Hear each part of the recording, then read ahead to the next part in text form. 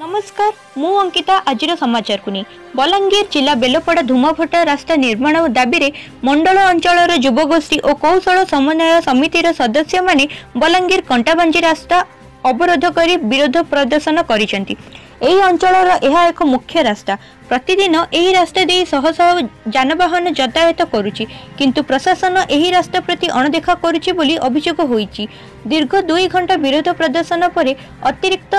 तहसीलदार रामकृष्ण मिश्र आंदोलनकारी आलोचना पर रास्ता अवरोध हटिथिला। बलांगीर जगदीश भोई रिपोर्ट संस्कार न्यूज ओडिया। रामकृष्ण मिश्र एडिशनल तहसीलदार बेलपड़ा तहसील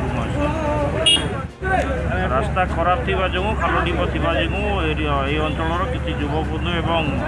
आमर जनसाधारण आसिकी रास्ता रोक करते बर्तमान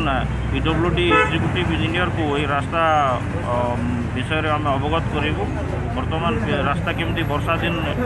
वर्षा बेसी हवा पूर्व केमती मरामती बाबद एग्जीक्यूटिव इंजीनियर मंडल अंचल जेते जनसाधारण अच्छु मुई गोटे साधारण नागरिक हिसाब से मुई जिते बेले स्ट्राइक के आसवा लगी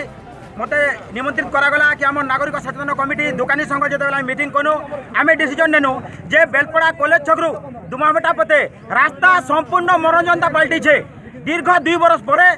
ई घटनार भी किसी समाधान नहीं हबार आम वीडियो तहसीलदार आरआई कलेक्टर सबको जनाला पर भी कौन प्रकार समाधान नहीं हबार और आगे भी रास्ता समाधान रास्ता नहीं लगला हेती लगी आम ई पदक्षेप नहीं ई अंचलर सब जनसाधारण आसिक आज बेलपड़ा कॉलेज छक रास्ता अवरोध कर प्रशासन के दाबी जनाऊँ जदि यही काम 15 दिन भितर जदि त्वरान्वित करा नहीं जा किए टेंडर पाइजे काଣା कर जानूनी आमको काम दरकार।